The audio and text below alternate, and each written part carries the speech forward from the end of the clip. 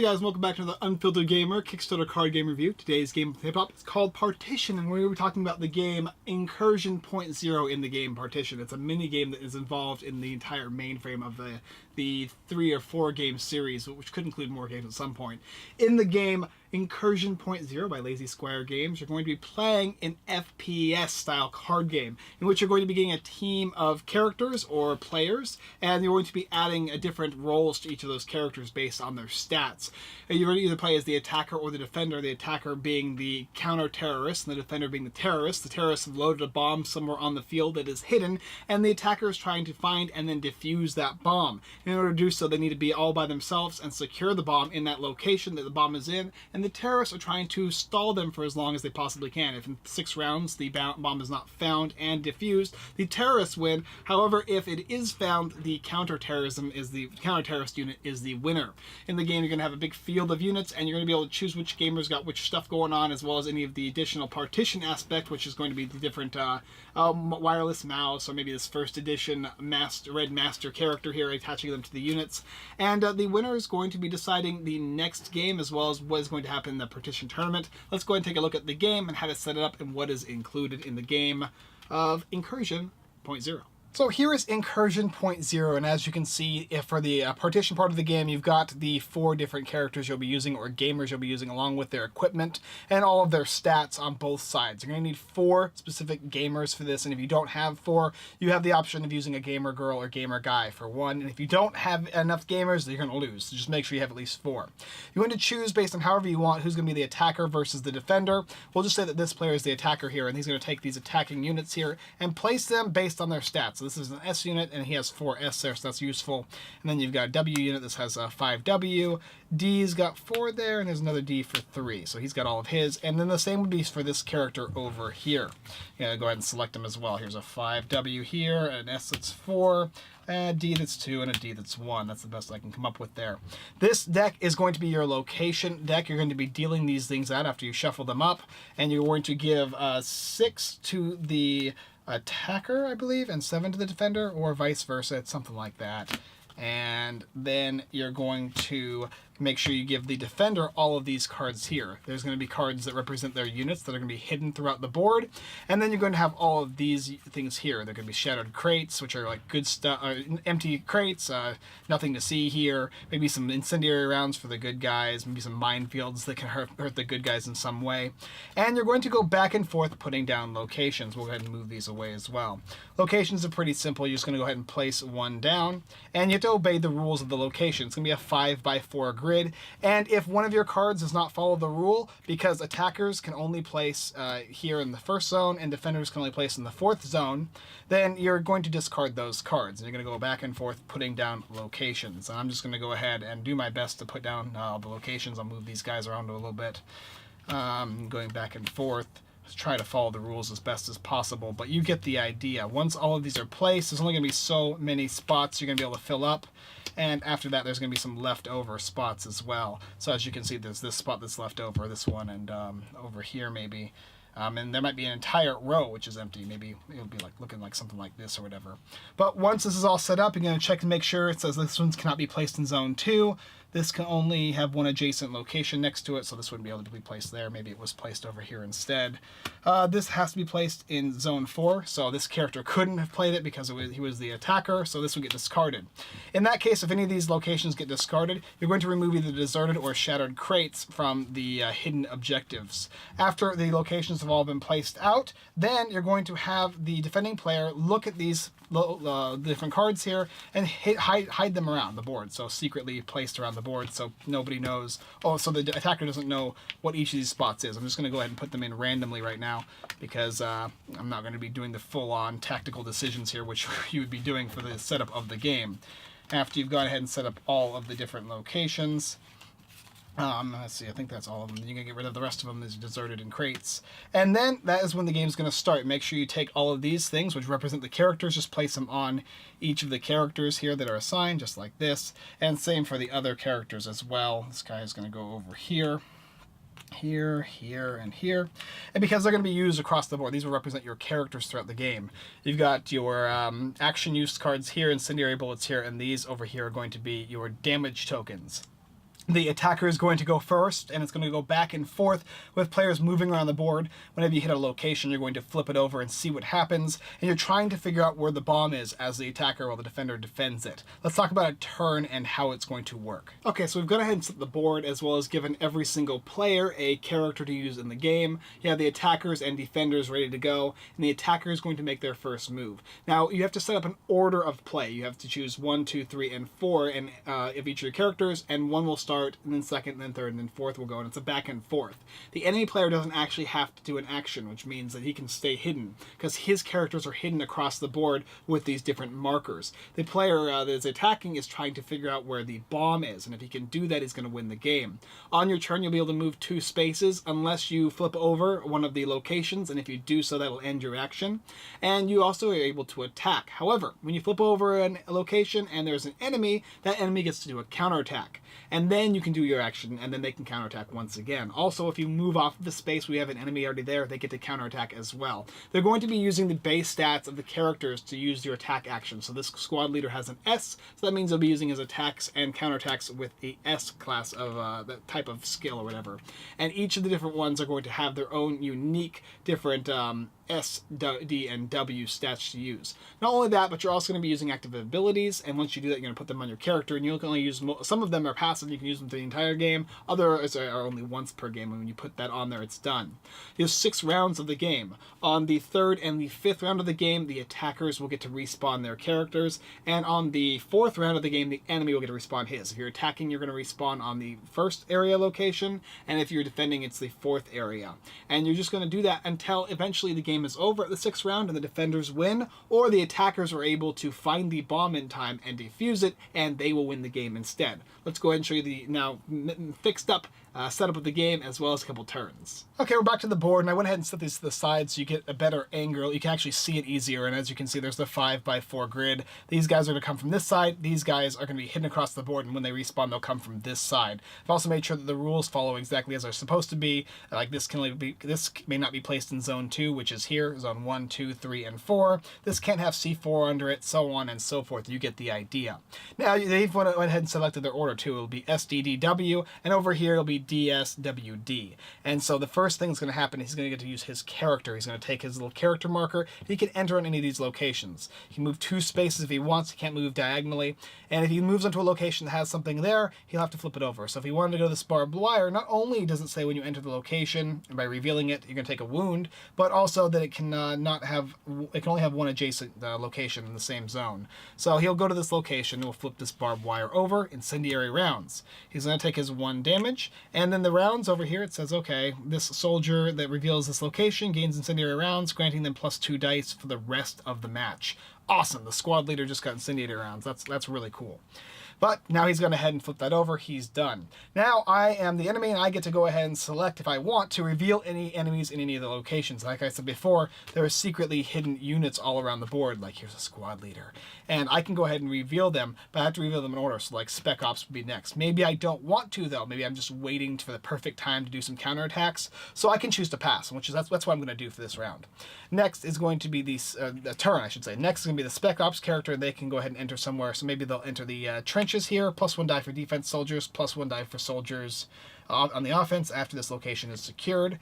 And securing it is, there's only one person there, and he's secured the location there. Oh, bam, a minefield. This says any soldier that enters this field takes 2 damage. Don't discard this card when it is revealed. Wow, so anytime anybody enters this, it's going to do damage to him. So 2 damage is going to go to the Spec Ops soldier, and he is done. Now I am up to the squad leader now. I'm actually going to go ahead and reveal that character, so I could flip this guy over. There's my squad leader who's been revealed. I'm going to take my token here and represent my character, which is over here, and I can also do my movement, which is right here, and I have a range of 1, and it's an S, so I would take 4 dice, and I'm going to be fighting this guy here, which, if you can see, is the Spec Ops character. Roll my 4 dice plus my base damage. 1 plus base damage of 3 is 4 damage. And I'm going to do 4 damage to the Spec Ops character, in which case he's going to be able to do his counterattack. He's got his D, which is 3, plus his base damage of 3, and he's going to do 3 damage back to me. My squad leader takes 3 damage. Seeing how this works is kind of similar to the other style games and how the attack and counterattack works, similar to the deckhand game, which is this one here, which is a review out for if you're interested as well. But after that, the next player is going to get to go. The sniper will get to go if he'd like. He can move to one of the areas of the board. Maybe he'll go 1 and then 2. And then you're going to flip over this location. Oh, found an engineer. So the engineer is going to go here, and he gets to do a counterattack of W, which is 5. But it does not include the base damage. And he's going to take 2 damage. Pretty solid there. Good job, defending team. Wahaha. Bam, bam. And then he as well can attack if he wants. So he's got a range of 3, base damage of 1, and he's D, so D is 4. Oh, 2 damage. And flip that over, 2 damage. That's the engineer. And also the counterattack for W is 5. And base damage is 2, so he takes 6 damage. Wow, that's really strong. Hitting him good. And it'd be the sniper, I believe. Yep.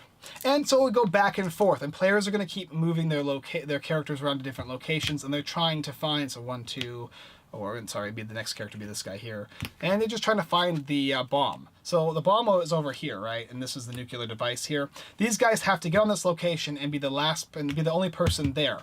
But as the rounds continue, they're going to be respawning. And at the 6th round, if nobody has been able to secure the bomb and the terrorists have defended it well enough, then the terrorists are going to win. All while at the same time, if they're able to get there and secure the location, they're going to win. Now there's a bunch of other stuff that's going to occur. You got a first aid kit that's over here, and then over here you got some C4 explosives and so on. But that is the basic idea of the game. Also, we're going to look over here. There's a bunch of different passive abilities and whatnot, as well as these tokens that are going to be used. Sometimes, like this one here, it says instead of attacking, you can do 3 damage to an adjacent enemy, and that will count as basically an interrupt. And so you put that on there. And also don't forget about these things here. For the partition game, you can actually use certain things like this. This is going to give you bonus damage. This here is a continuous +1 automatic success on any dexterity-based rolls, which is going to give him +1, and so on and so forth. You get the idea though, right? Well, let's talk about some of the character cards as well as maybe some additional event cards and how they work out in the game. So a couple caveats. Now, as you know, there's locations that are hidden under, there's events that are hidden under the locations. You got minefields and C4 explosives and whatnot, and they do a bunch of different things. Some are going to help you as the attacker, and some are going to hurt you. C4, the soldier that reveals his location, takes 5 damage. That's terrible for the attacker because the defender knows what location has got what. And the defender never actually has to reveal any of those events. He's never going to do that because it's going to be just specifically to the characters that are attacking. And they're going to run into a lot of the enemy soldiers as well, which gives them a bit of ability for counterattacking. Because the defender has a little bit of an advantage in this game because all the attacker needs to do is secure that location. There's got a bunch of different little passive abilities and whatnot through all the characters, and I'll go ahead and talk about a couple of the terrorism unit. This one here has a scatter shot interrupt. Instead of making a normal attack, the soldier can attack all soldiers in a location, so it can attack up to 2 soldiers. Kill zone, it's a passive, +1 base damage if an allied soldier is in the same zone. You got the Spec Ops guy, stealth, passive, the soldier may not be the target of a non-adjacent free attack. And Ghost, interrupt, when the soldier kills an enemy soldier, remove that soldier's token from the map and replace it with their face-down Incursion card. A headshot, passive, the soldier base damage is equal to the minimum range needed to attack the target. Disengage, passive, the soldier has +1 movement, is immune to free attacks caused by leaving a location, and so on and so forth. There's at least 2 abilities for every unit in the attacking and defending zones. And you can add that up with the stats of the character that is being played, the gamer that is playing the character, as well as any of the bonus equipment the characters are basically holding on to based on the Partition game, the main game which you play in this series of different games. But that's the idea, right? Find the location of the bomb if you're the attacker, defend it if you're not. After 6 rounds, the game is going to be over either way. Alright, let me tell you a thing about it. So Incursion Point Zero is one of my favorite games from this series. I really enjoy the back and forth aspect of it. It's got a tactical thing I love. Like I was talking before about Deckhand, and this is kind of like a little mini game, a little toss-in, but really Incursion Point Zero is going to give you all that plus more, and I like that. But I don't mind playing Deckhand first because you're going to be basically learning the ropes of this game beforehand, so it works good in that 1, 2, 3 with the EOH at the end. And just watch the Partition video if you don't know what this is all French to you. But nevertheless though, the game's artwork is solid, the gamer's addition is cool too. I do feel like each of my gamers is playing as an FPS shooter character. I like the mine aspect, going around, finding different locations. It's got this kind of like hidden aspect to it that you don't know what's going on as the attacker, and the defender is doing its darndest to try and prevent that player from finding that nuclear missile hidden somewhere in the field. It does feel like an FPS card game, which is really interesting. I like that aspect. It's a tactical FPS card game, I would say. The artwork's solid. The game flows pretty well. There's not a lot I can see negative about it, although I think if you're the defender and you set up pretty poorly, you're going to lose pretty easily. Also, there is the chance that, well, you can put all the nastiness on one side and all the good stuff on the other side, the attacker might go to that location just on a whim and might get lucky. So you have to kind of disperse things as evenly as possible. And passing, while it might be a good thing on some occasions because you can do that counterattack aspect, on other occasions it might not be so good because then you only have a certain limited amount of things you can be doing while the attacking characters running around rampant, right? I enjoy this game a lot. I like the tactical aspect. I like the fact that it's put with Partition and it works so well with it. This is one of those games I could play over and over again because I enjoy it so much. When I first played this game, I played as the attacker and it was pretty easy, but as the defender started to learn how the game was made, how the game worked, and the setup for the game, it started to get a lot more challenging because you got a little idea of how it works. And I think that's kind of a nice aspect of most games. When the more you play, the better you're going to get at it, the more you're going to understand how the mechanics work. And there is quite a lot of abilities, like I was saying. There's quite a lot of aspects of different cards you can be using and all the different abilities on each of the characters, including the players that play the characters and including any of the items on there. So you have to, when you use the character, remember, look at everything first. There's not a huge amount, but there's enough to, you might miss out on one specific ability that's going to benefit you. I also put the incendiary round on the card on the character, but they actually have little tokens for that, which is pretty cool, as well as the fact that you can use these little action tokens to signify you're doing the action instead of attacking or whatnot. But overall, this game's a lot of fun. If you like tactical games, this is going to be one for you. If you don't like that kind of tactical moving back and forth aspect, if you don't like the two-player nature of the game, you might not enjoy it so much.